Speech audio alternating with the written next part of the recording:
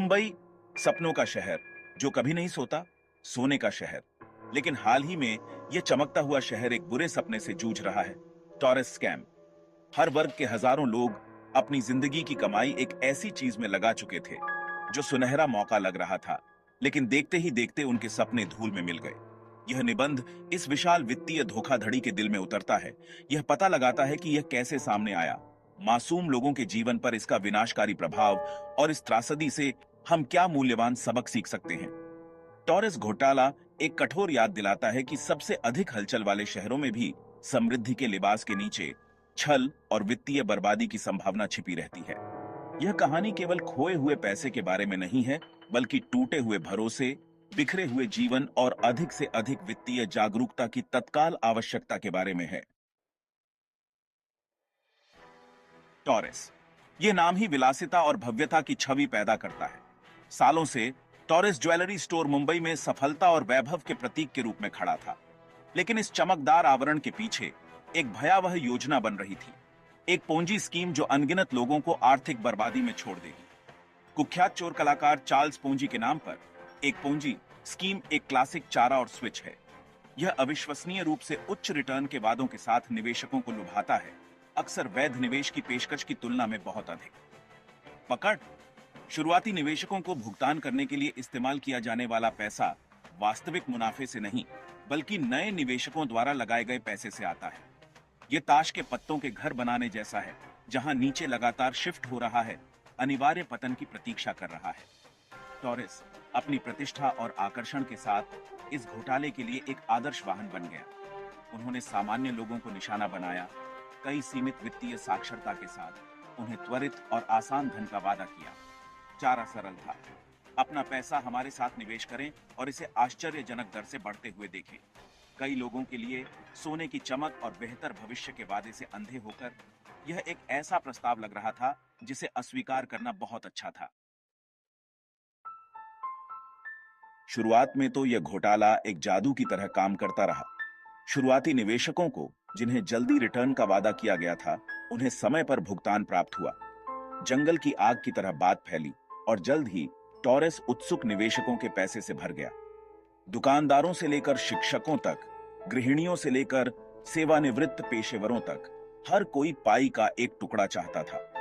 लेकिन सभी पूंजी योजनाओं की तरह टॉरस घोटाला भी झूठ की नींव पर बनाया गया था। उच्च रिटर्न वास्तविक व्यावसायिक मुनाफे से उत्पन्न नहीं हुए थे, बल्कि नए निवेशकों से लगातार बढ़ते धन से उत्पन्न हुए थे। जब तक नया पैसा आता रहा, सफलता का भ्रम बनाए रखा जा सकता था। लेकिन जिस क्षण वह प्रवाह धीमा हुआ, पूरी संरचना का उखड़ना तय था। और यह उखड़ गया। जैसे जैसे निवेशकों की संख्या बढ़ती गई, उच्च भुगतान को बनाए रखना असंभव होता गया। परेशानी का पहला संकेत भुगतान में देरी था। बहाने बनाए गए, आश्वासन दिए गए, लेकिन दीवार पर लिखा था। घबराहट शुरू हो गई, क्योंकि निवेशकों को यह भांपते हुए कि कुछ गड़बड़ है, अपने पैसे वापस मांगने लगे।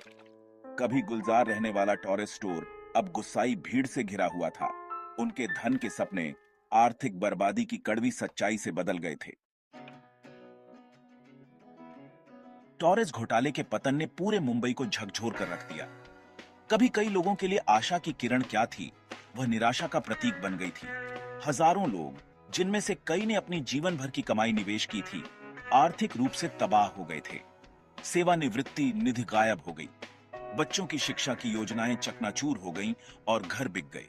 एक सेवानिवृत्त स्कूल शिक्षिका श्रीमती शर्मा ने भावुक होते हुए कहा, मैंने अपनी पूरी जिंदगी की कमाई टॉरस में लगा दी थी। मुझसे एक आरामदायक सेवानिवृत्ति का वादा किया गया था, आखिरकार अपने सपनों को जीने का मौका। अब मेरे पास कुछ भी नहीं बचा है। दुख की बात है कि उनकी कहानी कोई अनोखी नहीं है। घोटाले ने श्रीमती शर्मा जैसे अनगिनत पीड़ितों को भावनात्मक रूप से डरा दिया है और आर्थिक रूप से अपंग बना दिया है। घोटाले का भावनात्मक नुकसान उतना ही विनाशकारी है जितना कि वित्तीय। पीड़ित रातों की नींद हराम करने, घबराहट के दौरे और ठगे जाने की शर्म की बात करते हैं। मुंबई की एक बार की जीवंत भावना धूमिल होती हुई प्रतीत होती है, जिसकी जगह विश्वासघात और मोहभंग की भावना ने ले ली है। घोटाले के मद्देनजर मुंबई पुलिस ने टॉरस की जांच शुरू कर दी है। हालांकि मनी ट्रेल का पता लगाना और अपराधियों को न्याय के कटघरे में खड़ा करना एक जटिल और कठिन काम साबित हुआ है। घोटाले के पीछे के मास्टरमाइंड ने अपने ट्रैक को अच्छी तरह से कवर कर लिया था। शेल कंपनियों और अपतटीय खातों का एक उलझा हुआ जाल पीछे छोड़ दिया था। एक प्रेस कॉन्फ्रेंस में एक वरिष्ठ पुलिस अधिकारी ने आश्वासन दिया, हम दोषियों को सलाखों के पीछे लाने के लिए अपनी शक्ति में सब कुछ कर रहे हैं, लेकिन पीड़ितों के लिए न्याय मायावी और निराशाजनक रूप से धीमा लगता है। पीड़ितों द्वारा त्वरित कार्रवाई और अपनी मेहनत की कमाई की वसूली की मांग को लेकर पूरे शहर में विरोध प्रदर्शन हुए हैं। जांच की धीमी गति और ठोस परिणामों के अभाव ने पीड़ितों की हताशा और गुस्से को और बढ़ा दिया है। कई लोग व्यवस्था द्वारा खुद को ठगा हुआ महसूस करते हैं। अधिकारियों पर उनका भरोसा हिल गया है। टॉरेस घोटाले ने हमारी वित्तीय प्रणाली में कमजोरियों और ऐसे घोटालों को दोबारा होने से रोकने के लिए सख्त नियमों और प्रवर्तन की तत्काल आवश्यकता को उजागर किया है। टॉरेस घोटाला हालांकि चौंकाने वाला है, कोई अलग थलग घटना नहीं है। ये वित्तीय निरक्षरता के खतरों और जल्दी अमीर बनने की योजनाओं के आकर्षण की याद दिलाता है। वित्तीय जोखिमों की समझ की कमी के साथ साथ अत्यधिक रिटर्न का वादा ऐसे घोटालों के पनपने के लिए एक उपजाऊ जमीन तैयार करता है। एक वित्तीय सलाहकार ने अपना सिर हिलाते हुए कहा, लोगों को यह समझने की जरूरत है कि धन सृजन का कोई शॉर्टकट नहीं है। समझदारी से निवेश करना महत्वपूर्ण है, पूरी तरह से शोध करने और इसमें शामिल जोखिमों को समझने के बाद। टॉरेस घोटाला वित्तीय साक्षरता के महत्व को उजागर करता है। वित्तीय दुनिया की जटिलताओं को समझने और नेविगेट करने की क्षमता।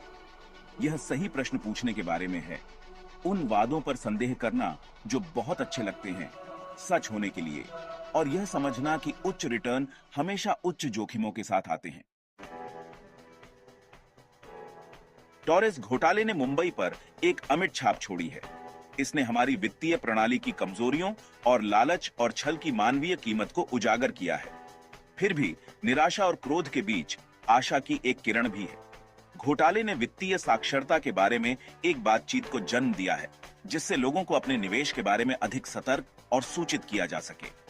मुंबई, वह शहर जो कभी नहीं सोता, ने हमेशा अपनी लचीलापन, प्रतिकूल परिस्थितियों से उबरने की क्षमता पर गर्व किया है। टॉरेस घोटाला, जबकि एक बड़ा झटका था, एक वेकअप कॉल के रूप में भी काम किया है। लोग अधिक जागरूक हैं, अधिक सतर्क हैं और अपनी गलतियों से सीखने के लिए अधिक दृढ़ हैं। मुंबई की भावना, हालांकि हिल गई है, अटूट है। तो टॉरेस घोटाले से हम क्या सबक सीख सकते हैं? हम खुद को इस तरह के वित्तीय जाल का शिकार होने से कैसे बचा सकते हैं? यहाँ कुछ व्यावहारिक सुझाव दिए गए हैं। अगर यह सुनने में बहुत अच्छा लगता है, तो शायद यह सच नहीं है। छोटी अवधि में असामान्य रूप से उच्च रिटर्न का वादा करने वाली योजनाओं से सावधान रहें। याद रखें, उच्च रिटर्न हमेशा उच्च जोखिमों के साथ आते हैं। अपना शोध करो।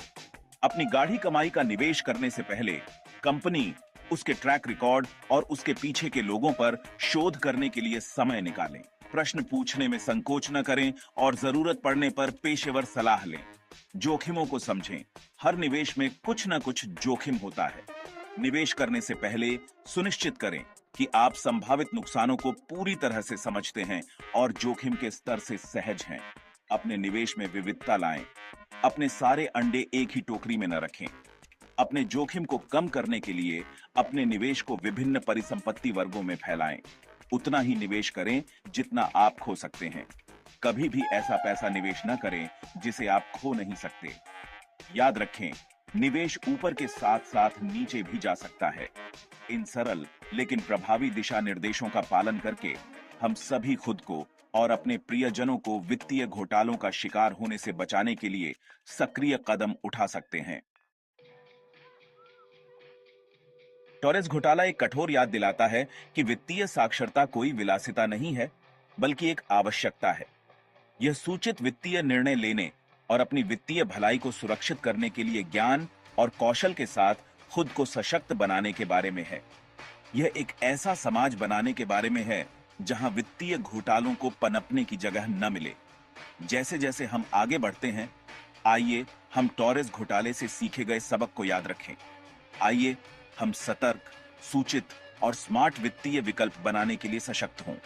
आइए हम एक ऐसे भविष्य के निर्माण के लिए मिलकर काम करें जहां वित्तीय सुरक्षा सभी के लिए एक वास्तविकता हो, केवल कुछ विशेषाधिकार प्राप्त लोगों के लिए नहीं।